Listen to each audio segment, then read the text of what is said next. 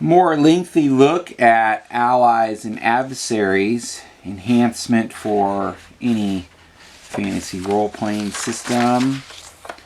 The main thrust is for game masters to have a bunch of different groups and individuals that have profiles, and you can insert them into your campaign. All kinds of things, trans-dimensional tavern tender, criminal organizations, magical creatures, not monsters per se, but groups or entities that maybe have some influence,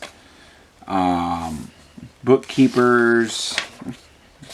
Some of them are kind of mundane, like a brothel keeper, but they have connections. There's a lot of roleplay opportunities there. Camp followers.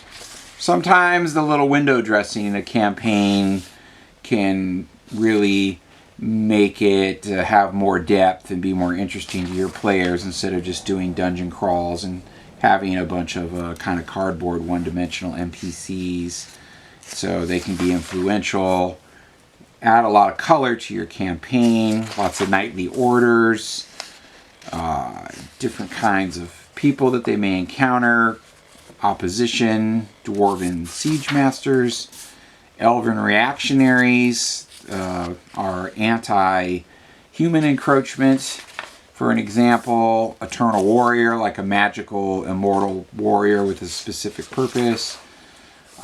So on and so forth, and I made 101 of these. It was quite a lot to go through. Not gonna probably do it here so much.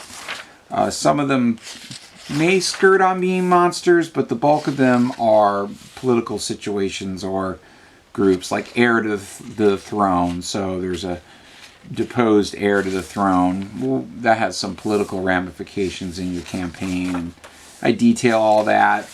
The Mages Guild, the Assassins Guild, the City Guard, etc., etc.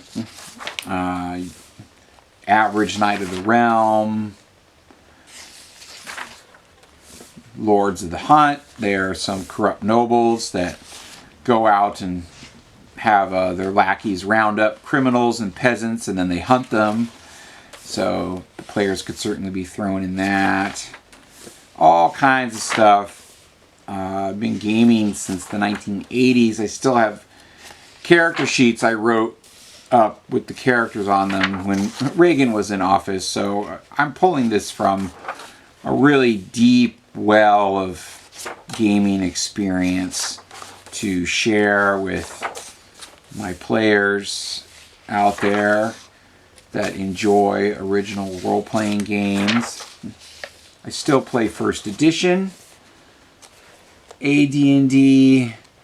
You can argue till the cows come home about which one's better, but I'm used to it, and it's the system I know the best. Then I have the old school section where I made character classes that are aligned with the core races. So the Bowmaster is a very good archer. They have near magical abilities to do different kinds of trick shots as they go up in level. Multiple attacks with bows. They deliver more damage. They can do all kinds of different things.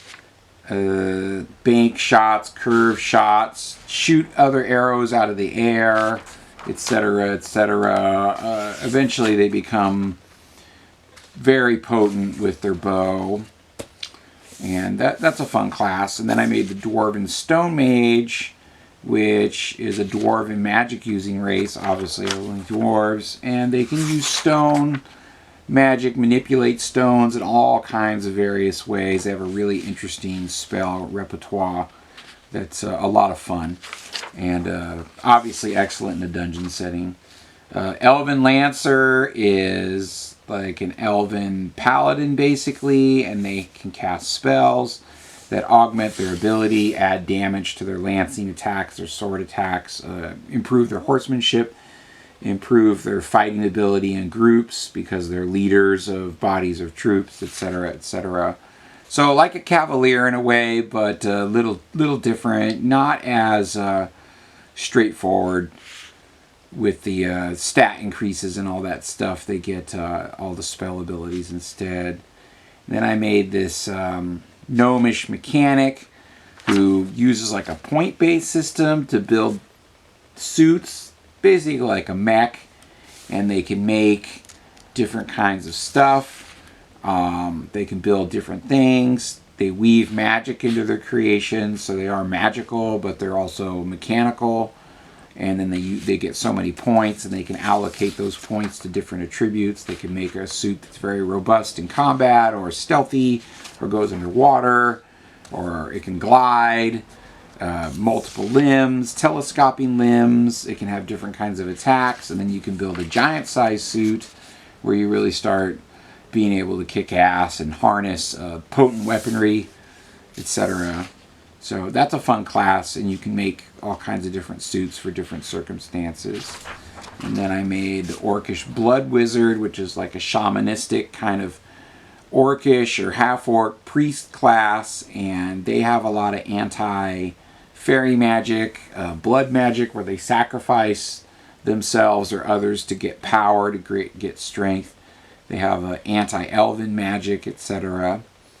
And then I made Order of the White Fang, which is like your mystic martial artist, kind of crouching tiger, hidden dragon sort of jams. They can be very effective in combat, and they have special attacks every level that they gain as they go up. And then they also have mystical abilities like chi healing and dodge, area effect attacks, and Iron Fist, where they can deliver tremendous damage, strike new supernatural creatures, all this kind of thing. And they go all the way up to 21st level. Kind of a takeoff of the Dragon Magazine Monk that I enjoyed, because the original one out of the Player's Handbook was just a complete waste, way underpowered, and sucked up all the cleric's healing spells every time you got in a fight. So, right. So then I have that.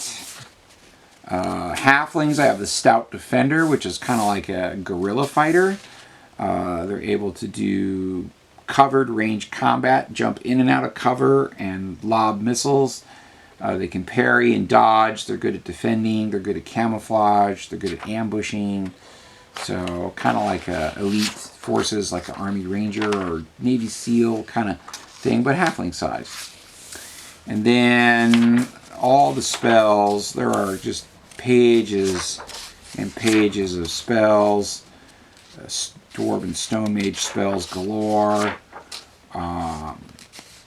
There's a lot of material here that you can utilize. The Elven Lancer spells aren't as deep in the number because they have the fighting ability, but they can do things like Thundering Kick or Devastating Charge. They have spells to break away from combat and not be attacked. All kinds of stuff a creative player can use to their advantage. And here's the Blood Wizard spells. Detect Elves. Eat Carrion, that's a fun one. So, Rage, Strength, Elfbane, Ward against Fairy Creatures, Anger, Claws and Fangs. You can use blood and create warriors that come out of the ground, kind of like Jason of the Argonauts or something. Yeah, interesting. May not play well with others, but hey, you never know what kind of game you're running. Then I made a lot of magic items, 100, 200 magic items to add to your game, all kinds of stuff. Once again, just drawing from literally decades of playing first edition AD&D. I didn't really enjoy second edition. I tried 3.5 and it was power gaming to the max, and 5 was I don't know, it just didn't really have the kind of grit to it that I like in a game. A little too dumbed down for my taste, which, you know, I know they have to change things, but whatever. Just my opinion. It don't really matter. So lots of cool magic items, page after page, super useful resource. And then I have unique magic items. I made 50 artifacts, game-changing artifacts, not something that you would generate randomly as treasure.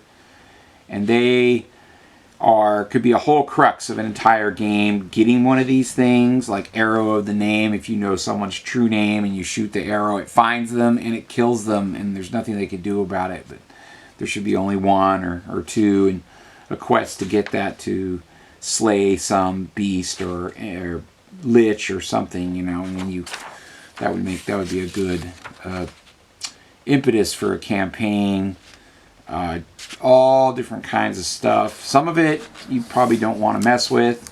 This one was really fun. Farmer Tonk's chicken. It's in a temporal cage, and when you take it out, it lays an egg. The egg turns into a baby chick in a minute. Full grown in another minute, lays an egg in another minute, and so on and so forth. Within minutes, there are literally hundreds or thousands of chickens all doing the same thing, and these chickens have the capacity to eat everything. So they will destroy entire lands, forests, everything. You have to find the original one in the mess and kill it to make it stop. Put it back in its cage. I don't remember, but yeah. That's pretty wacky. So that was a fun one. All kinds of stuff. Again, just lots of creative goodies. The book's about $20 online, and it has 266 pages to augment your campaign. So